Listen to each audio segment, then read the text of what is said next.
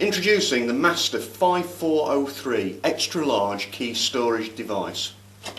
This simple to operate unit is ideal for the storage of larger bunches of keys and access control cards.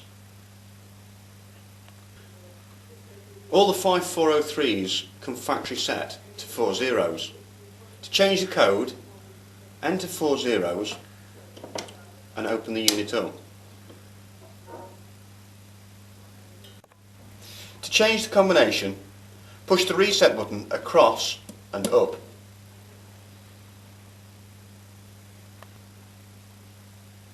With the door open, select a 4-digit code of your choice.